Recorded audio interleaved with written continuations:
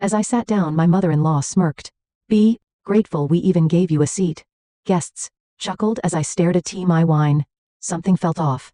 The scent was different. I hesitated. My husband sighed.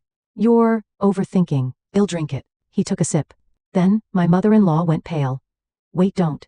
As the Philadelphia sky was turning dusk, Caroline Morrison hurried out of the University Hospital's pharmacy department. It had been another busy day. She took her cell phone out of her white coat pocket and checked the time. There was a message from her husband Patrick. I'll be a little late today. The research is at a critical stage. Love you. Caroline smiled and headed toward the hospital parking lot while typing her reply. In the 8 years since meeting Patrick Hamilton, her life had changed dramatically. Raised in a middle-class family from a small town, she had graduated from pharmacy school on a scholarship, and now worked as a trusted pharmacist at the university hospital. Caroline was content with her life. Meeting Patrick had been fate. Working as a researcher at a major pharmaceutical company, he had been a speaker at a conference Caroline attended. The two were bound by their passion for science, and above all, their sincerity. Patrick, with his gentle personality and sharp intellect, was the perfect partner for Caroline. If there was one shadow over her life, it would be the presence of her mother-in-law, Martha. As Caroline got into her car and started the engine, her phone rang. Looking at the screen, she saw Martha's name displayed. After a moment's hesitation, she took a deep breath and answered the phone. Hello, Martha. Caroline. A cold voice replied.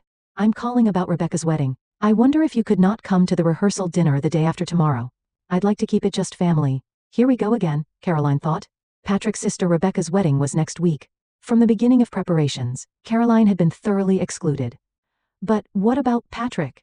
I'll explain to my son myself. You're busy, aren't you? With your hospital work. Martha's voice was laced with sarcasm.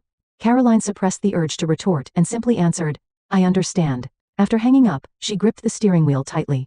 Martha came from a prominent Philadelphia family, and was a pillar of high society. She had strongly opposed her son's marriage, and still looked down on Caroline as an upstart. Patrick's sister Rebecca also took a similar attitude, treating Caroline with contempt. She had suffered humiliating treatment from both of them numerous times, but had endured it for her love for Patrick. Patrick himself would occasionally reprimand his mother and sister for their behavior, but he optimistically believed that they'll understand eventually. When Caroline arrived at the apartment, she found a wedding invitation on the table. It featured a glamorous photo of Rebecca and Thomas Bradshaw, the son of another prominent family. Turning it over, she noticed a sticky note. In Patrick's handwriting, Mom came to deliver this in person. She asked about you, but I told her you were at work. Love you. She sighed. This was her reality, the unwanted wife of the Hamilton family. But recently, Caroline had been sensing something odd about her mother-in-law's behavior. As a pharmacist, she had found Martha's recent purchases of certain herbs and chemicals concerning. The other day, when she happened to glimpse the contents of Martha's shopping bag, her professional instincts had rung alarm bells. Caroline picked up the invitation and stared at the wedding date. A feeling that something might happen occupied her mind. The next day, Caroline approached her friend Michael Waiter, who worked at the hospital. He was Patrick's college friend, and now worked in the hospital cafeteria. Michael, I have a favor to ask, she said softly after checking that no one was around. You're working as a waiter at Rebecca's wedding, right? Michael nodded. Yes, Martha hired me. Is something wrong? I just have a feeling that I should be careful about my drinks, Caroline said with a serious expression. If possible, could you replace just my glass with a different one? Without anyone noticing, Michael looked surprised, but quickly became serious. Got it. I'll keep an eye out. Do you really think something's going on? It's just intuition. She shrugged. Maybe it's my pharmacist's instinct. Michael gently squeezed Caroline's hand. Leave it to me. Patrick is a dear friend, and I respect you too. I'll help if anything happens. Thank you. Caroline returned a grateful smile. On the wedding day, Caroline was tense from the morning. She adjusted the pleats of her dress and checked her hairstyle repeatedly in the mirror. Patrick embraced her from behind. You look beautiful. He kissed her cheek. Let's enjoy today. It's an important day for Rebecca. Caroline smiled, but anxiety was swirling inside her. Yes, of course. They arrived at the Ritz-Carlton Hotel, the most prestigious in Philadelphia. The hotel lobby was adorned with sophisticated decorations, with people from high society coming and going. When Patrick got out of the car and opened her door, Caroline took a deep breath. Ready? Patrick extended his hand gently. Caroline nodded and took his hand. Let's go. In the hotel's entrance hall, many guests had already gathered. People in expensive dresses and tuxedos were enjoying conversation with champagne glasses in hand. When Caroline and Patrick entered, all eyes momentarily turned to them. Whispers could be heard. She straightened her back and tried to walk with dignity. At the reception, a young female staff member smiled modestly. Your names, please? Patrick and Caroline Hamilton, Patrick answered. The staff checked the list and looked slightly confused. Ah, yes. Here it is. She pointed at the venue map. Your seats are here. Caroline frowned at the indicated location. It was the furthest corner, the seat most distant from the main table. Is there some mistake? Caroline quietly asked. Patrick is the bride's brother. The staff answered with an apologetic expression. These are Mrs. Hamilton's instructions. She specifically requested this arrangement. Anger flashed across Patrick's face, but he quickly suppressed it. I understand. It's my sister's wedding, so I don't want to cause any problems, he said quietly to Caroline. Can you bear with it? Caroline looked into her husband's eyes and smiled. For you. As they entered the venue, mother-in-law Martha approached, dressed in a luxurious silk dress with a cold smile. Caroline, I see you managed to dress properly today. Her sarcastic gaze looked Caroline's dress up and down. It has a common taste, but I suppose you did your best for today. Patrick was about to speak, but Caroline gently squeezed his arm. Thank you. It looks like it will be a lovely ceremony, she responded calmly. Martha laughed lightly through her nose and said, Yes, a ceremony worthy of the Hamilton family tradition, then turned to Patrick. The main table will seat Rebecca's friends, so your seats are separate. Please understand. Patrick frowned. I'm her brother. Family usually sits at the main table. Today is a special day. Please respect Rebecca's wishes, Martha said firmly, before leaving to greet other guests. Caroline and Patrick headed to their assigned seats. Several guests were already seated at the table. They appeared to be distant relatives or mere social acquaintances. Just as Caroline was about to sit down, Martha returned. You should be grateful I arranged a seat for you at all, she said loud enough for the surrounding guests to hear. Originally, these were supposed to be family-only seats. Giggles could be heard from around the table. Caroline felt her cheeks burning but maintained her composure and sat down gracefully. Patrick's face reddened with anger, and he was about to say something to his mother when music signaled the beginning of the ceremony. The wedding was conducted solemnly. Rebecca entered in a pure white dress, looking proud. Thomas Bradshaw greeted his bride with gentlemanly poise. As Caroline watched the ceremony, she occasionally noticed triumphant glances directed at her from her mother-in-law and Rebecca. After the vows were exchanged and the newlyweds exited, the reception began. Staff circulated, distributing champagne for a toast. Michael was not yet visible, but Caroline trusted him. A young waiter approached Caroline and Patrick's table and began distributing champagne glasses. The moment a glass was placed in front of Caroline, she sensed something off. With her trained pharmacist's sense of smell, she noticed a subtle scent different from normal champagne. Looking closely at the glass, she noticed a nearly imperceptible difference in color. She gently set the glass down, hesitating to drink. Patrick noticed and asked, What's wrong? The scent seems strange. Caroline began, but Patrick sighed. You're overthinking again? You worry too much about my mother, he said gently. Look, there's nothing wrong. And with that, Patrick picked up Caroline's glass and took a sip. At that moment, mother-in-law Martha's face drained of color from across the table. She jumped up from her chair and exclaimed, Wait, don't drink that. The attention of the entire venue turned to Martha. Patrick looked at his mother with a puzzled expression and asked, What's wrong? That's well. Martha stammered, unable to hide her panic. Patrick looked at the glass after taking a sip and casually said, Delicious champagne. Martha froze with wide eyes, and nearby Rebecca also stared with a shocked expression. Why isn't anything happening? The mother-in-law muttered, her face showing anxiety and confusion. Caroline calmly observed their reactions while secretly transferring a wine sample to a small vial. The atmosphere in the venue froze momentarily, but as Patrick continued to act normally, it gradually returned to its original mood. As the wedding ambiance lingered in the venue, Caroline continued her quiet observation. Martha and Rebecca were whispering to each other, occasionally glancing anxiously at Caroline. Patrick acted as if nothing had happened, chatting with relatives and friends. Caroline took out a small hand mirror from her bag, pretending to check her appearance, while secretly examining the small vial containing the champagne sample she had collected. It looked like ordinary transparent liquid, but her professional instinct told her something was off. What are you thinking about? Patrick sat next to her, and put his arm around her shoulder. Don't worry about my mother. She's always dramatic. Caroline smiled. I'm fine. Just a little tired. Patrick held her hand and promised, just hang in there a little longer. We'll leave early when the ceremony is over. The reception proceeded as planned, and while Caroline maintained an outward calm, she kept a close eye on her mother-in-law and sister-in-law. Their anxiety and agitation clearly indicated that something hadn't gone according to plan. As the night wore on and the party approached its climax, Michael, working as a hotel waiter, approached Caroline. After ensuring no one was around, he said in a low voice, I did as you asked. I switched only your glass with a different one, he continued, pretending to serve dessert. Before I entered the venue, I saw Rebecca checking your seat and doing something to your glass. Caroline's eyes widened. Really? Michael nodded briefly. Be careful. Let me know if you need anything. Thank you. Caroline returned a grateful smile. I don't need anything more. I've already obtained the evidence. Michael looked slightly surprised but left to serve other tables. As the night progressed, and many guests began to leave, Caroline and Patrick also prepared to depart. Martha and Rebecca didn't approach them, rather. They seemed to be deliberately keeping their distance. In the hotel's luxurious lobby, Patrick tried to say goodbye to his mother and sister, but Caroline told him, "We need to talk properly tomorrow. I'm tired tonight." When they got home, Patrick sank into the sofa and asked, "How was today?" Mom and Rebecca's attitude was terrible, but I thought the ceremony itself was wonderful.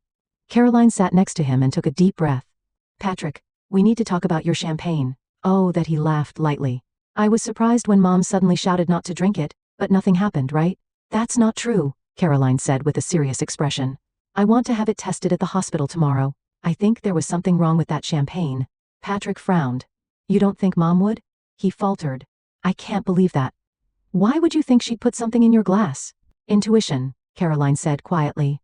"We'll know the truth tomorrow." The next morning, Caroline woke up early and headed to the hospital's laboratory. Her friend, lab technician Jennifer, was waiting. "Good morning, Caroline," Jennifer greeted cheerfully, but her smile faded when she saw Caroline's serious expression. "What's wrong?" Caroline took the small vial from her bag. "Could you analyze this? Not just a regular alcohol test, but a toxin screening." Jennifer looked surprised but, as a professional, took the vial without questions. "Urgent?" "As soon as possible," Caroline nodded. A few hours later, Jennifer called Caroline to the lab with a grave face. "Look at this," she pointed to the computer screen. "This isn't ordinary champagne. Traces of atropine were detected. It's a small amount, but dangerous enough." Caroline clutched the data with trembling hands. "This wasn't accidental, it was intentional. Shouldn't you report this to the police?" Jennifer asked worriedly. Caroline thought deeply. "Not yet. I need to talk to Patrick first." That evening, when Patrick returned home, Caroline had spread the test results on the dining table. Seeing his wife's serious expression, he immediately understood. "What happened?" he asked quietly. Caroline showed him the test results and explained. The champagne was laced with atropine. In proper doses it's used as medicine, but in excessive amounts, it's a toxin that can cause severe symptoms like increased heart rate, fever, hallucinations, and in the worst case, death. Patrick initially couldn't believe it, but his face changed color when he saw the evidence. He collapsed into a chair. "No way." "Mother. Actually, I suspected something might happen before the ceremony," Caroline confessed. "I had noticed your mother buying certain herbs and chemicals recently, and her eyes were filled with more hostility than before when looking at me. So as a precaution, I asked Michael, who works with me at the hospital, to switch just my glass with a different one." Patrick was visibly shaken, showing an expression of anger toward his mother, and surprise at his wife's quick thinking. "I can't believe Mother would go that far," he muttered in disbelief. "But why didn't anything happen when I drank it?" "The amount was small," Caroline explained. "You only took one sip, right? It was probably calculated to be sufficient if I emptied the glass. Also, with your build, a small amount might not have shown noticeable symptoms." Anger colored Patrick's face. Why would Mother do such a thing? He clenched his fist. Was Rebecca involved too? "Judging by their reactions, there's no doubt," Caroline sighed. "They were both expecting me to collapse. They probably intended to humiliate me in the middle of the wedding. This is unacceptable." Patrick stood up and paced the room. "I should confront my mother and sister about the truth. This is different from their usual hement. This is a crime." He trembled with anger. Caroline calmly said, "We should bring the evidence. Otherwise, they'll deny it," and carefully filed the test results. "Let's visit Martha's mansion tomorrow. Not in the evening, but first thing in the morning. It's important not to give them time to prepare." Patrick was surprised by his wife's calmness. "I'm amazed you're not angry." "If it were me. For a long time I've tried to be accepted by your family," Caroline said quietly. "But after this incident, I've realized that's impossible. What matters is you and me, and our future." Patrick returned to his wife's side and embraced her tightly. "I'm sorry that this happened. I can't forgive what my mother and sister did. I'll make sure they take responsibility. Don't let anger cloud your judgment." Caroline touched his cheek. "Let's handle this calmly." That night, Patrick couldn't sleep. He was tormented by his inability to understand why his mother and sister hated his wife so much. He got up several times to stare out the window, occasionally sighing. Meanwhile, Caroline lay quietly, preparing mentally for tomorrow's confrontation. The time had come for years of humiliation to be cleared away, and she quietly strengthened her resolve. Her eyes remained open in the darkness, awaiting tomorrow morning. "Tomorrow, let's end it all," she whispered, holding Patrick's hand. The next morning, Caroline and Patrick stood in front of Martha's house. Patrick's face was tense with nervousness, but Caroline was somehow calm. "Ready?" Patrick squeezed his wife's hand. "Yes," Caroline nodded. In her hand was a file containing the sample's test results. When Patrick rang the doorbell, the butler James answered. He looked a bit surprised to see them but quickly regained his composure. Master Patrick, Madame Caroline. Martha is still at breakfast but we've come to see my mother, James, Patrick said firmly. It's urgent. The butler led them to the reception room. Surrounded by heavy antique furniture, the room told the story of the Hamilton family's wealth and traditions spanning generations. Portraits of family ancestors hung on the walls, and Caroline once again felt that she would forever be an alien presence in this lineage. After a while, Martha appeared in a silk morning gown. She flinched momentarily upon seeing her son and daughter-in-law, but quickly composed herself. What brings you here so early in the morning? Rebecca's wedding was wonderful, wasn't it? She said, feigning calmness. Patrick looked at his mother with stern eyes and said in an unusually cold tone, What did you put in Caroline's glass? Martha couldn't hide her agitation, momentarily opening and closing her mouth before recovering. What are you talking about? That's absurd. Stop the act. Patrick's voice was filled with anger. We know. Caroline quietly opened the file and took out the test results. This is the substance detected in the champagne. A toxin called atropine was mixed in. Although not a lethal dose, it was a dangerous amount. Martha's face drained of color, and she was at a loss for words. As tense silence filled the room, the door suddenly opened, and Rebecca entered. She was already properly dressed and seemed to have sensed something. What's going on? Rebecca asked nervously, reading the atmosphere of the room. You should know. Patrick looked accusingly at his sister. We're talking about what happened at yesterday's wedding, about putting poison in Caroline's champagne glass. Rebecca turned pale and looked at her mother. Martha collapsed onto the sofa and suddenly changed her attitude. Ever since you entered the Hamilton family, everything started going wrong. She raised her voice and pointed at Caroline. Patrick was supposed to marry a daughter from a more prestigious family, not someone like you, a druggist's daughter. Mother. Patrick's voice trembled with anger. Caroline is an excellent pharmacist. Regardless of her background, you should respect the wife I chose. You don't understand, Martha said bitterly. The Hamilton family bloodline, our tradition. Your children will have half of their blood from the lower class. Are you okay with that? While maintaining her composure, Caroline asked, Why did you want to exclude me so badly? It's not just about class consciousness, is it? Martha hesitated for a moment, then looked at Rebecca. Rebecca gave a small nod, and Martha continued, Rebecca has a wonderful friend, Elizabeth from the Brown family. She comes from a good family, is well educated, and suitable for our social circle. She would be perfect for Patrick. If only you weren't here. Wait. Patrick was shocked. Mother, you were trying to... We intended to have you remarry, Rebecca spoke up. With a resigned expression she said, Mother, that's enough. She turned to Caroline and Patrick and confessed in a trembling voice. The plan was a joint effort between Mother and me, but we never expected Patrick would drink it. We thought if Caroline were gone, Patrick would be happy with Elizabeth. But Patrick was stunned by his sister's confession, even you. He was dumbfounded. You both really, to Caroline, he faltered. Caroline calmly asked Rebecca, Aren't you wondering why nothing happened to Patrick? Rebecca nodded with a confused expression. The atropine, surely? The drug dose was probably calculated based on my body weight, Caroline said quietly. Patrick has a bigger build, and he only took one sip. Also, I am a pharmacist. The profession you've looked down on ultimately saved me, Caroline spoke quietly. I noticed something was off by the scent of the glass. I had sensed something strange about my mother-in-law's behavior before the ceremony, and had arranged to have only my drink replaced. Martha and Rebecca were stunned. You mean, yes, I asked Michael to replace only my glass with a different one, Caroline explained matter-of-factly. And though my husband inadvertently drank from it, fortunately, there were no serious effects. Patrick gave his mother and sister a cold look. I will never forget this. That you tried to kill my wife. I'm cutting ties with you. Patrick. Martha raised her voice. You are my son. Shouldn't you choose your family? Family? Patrick laughed bitterly. Family is about cherishing and respecting each other. Caroline is my family. Rebecca broke down crying. We were just thinking of your best interests. Be quiet, Patrick interrupted his sister. Don't talk about my best interests. This is completely wrong. It's a crime punishable by law. Caroline placed her hand on Patrick's arm. We won't report this to the police. If the media finds out, it would damage your reputation too. She looked at Martha and Rebecca. But never appear before us again. And if you ever try to interfere with us in any way, this sample and test results will be submitted to the police. Martha cried while pleading with her son Patrick. Please, reconsider. Goodbye, Mother, Patrick said coldly, taking Caroline's hand and standing up. We probably won't meet again. As they were about to leave the room, Rebecca called out. Caroline, why aren't you reporting us? Caroline turned back and quietly answered. No matter what you think, I love Patrick. I don't want to damage his family's honor.